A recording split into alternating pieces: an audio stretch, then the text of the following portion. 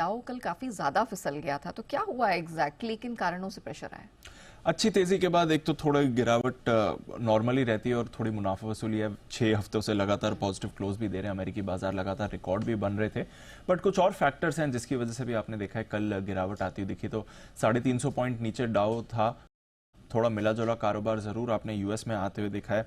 Small caps में थोड़ी ज्यादा बिकवाली थी, रसल 1.5% से ज्यादा आपको गिरकर बंद होते हुए दिखा। वहीं नैस्डैक ने कार संभाला था, करीब 1/4% की बढ़त थी और उसमें भी ज्यादातर एनवीडिया का योगदान था, जहां पर 4% की तेजी आई और नई रिकॉर्ड ऊंचाई पर एनवीडिया है। इनफैक्ट $3.5 करोड़, $3.5 ट्रिलियन से ज्यादा की मार्केट कैप इस समय एनवीडिया की आपको होती हुई दिख रही है।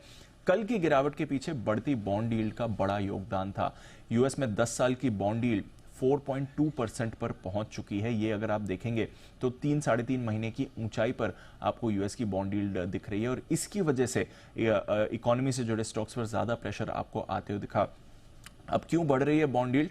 बाजार देख रहा है कि जिस तरह से मजबूत आर्थिक डेटा आते हुए दिख रहा है और जिस तरह से मजबूत नतीजे आ रहे हैं अब तक, उन्हें इंडिकेशन मिल रहा है कि इकोनॉमी में स्ट्रेंथ बहुत ज्यादा है और इसकी वजह से जो बाजार ने एक्सपेक्टेशन लगाई थी कि फेड अब काफी तेजी से दरें काट सकता है, आने वाली 3-4 पॉलिसीज में रेट कट्स हो सकते हैं, उस सोच पर अब रीथिंक आपको होते हुए दिख रहा है। एक आशंका जग रही है बाजार में कि उस गति से फेड रेट कट नहीं करेगा जिस गति से बाजार एक्सपेक्ट कर रहा था।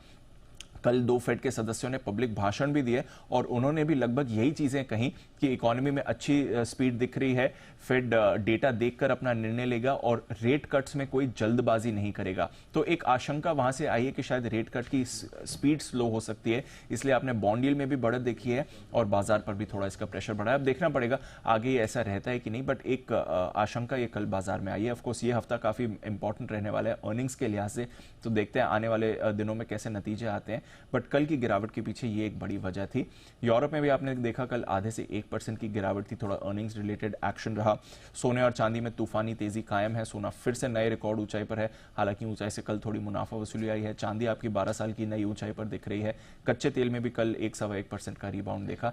तो नेट नेट ये रेट कट की स्पीड थोड़ी कम हो सकती है, उसकी आशंका से कल अमेरिकी बाजारों में थोड़ा प्रेशर आपको दिखा है। ऑलराइट, थैंक यू दीपांशु पूरी डिटेल के लिए।